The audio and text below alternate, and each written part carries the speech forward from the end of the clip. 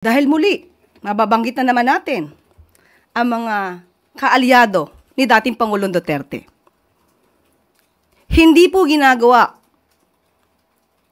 na katatawanan ang isang ganitong klaseng sitwasyon. Kaya kay Ms. Hanelet Abençania,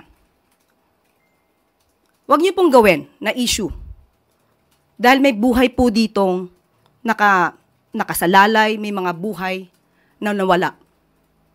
Huwag niyong gawing issue ito at gawin niyong katatawanan ang gobyerno.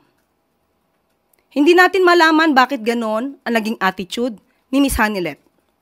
Parang ikinatutuwa pa ba niya na may mga ganitong sitwasyon sa bansa? Hindi ba dapat bilang Pilipino, nagkakaisa tayo upang ang bansa natin ay umangat? Hindi lamang para sa taong bayan at para na rin mapakita natin sa buong mundo na ang Pilipinas at ang mga Filipino ay nagkakaisa. Huwag silang gumawa ng gulo dahil hindi po yan maganda. Huwag nila simulan ang gulo sa pamamagitan ng pagbibigay ng ganitong mga klaseng remarks o pananalita. Ang Pangulo po at ang administrasyon ay kinukundina ang bawat krimen na nangyayari sa bansa. Sa katunayan nga po, nagpatalaga na po ang Pangulo. Nagkaroon na po ang PNP ng Special Investigation Task Force para mag-focus po sa kaso na ito ni Mr. Anson Ke. At itong si Police General Elmer Ragay, a former director of the Anti-Kidnapping Group, ay na-relieve na po dahil hindi po nasisiyahan sa pagkakataong ito sa kanyang performance.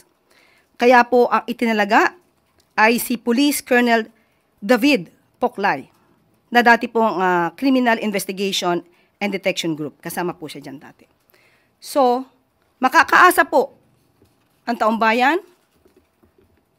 at ang buong sambayanan na hindi po tutulugan ng gobyerno ang mga ganitong klaseng sitwasyon.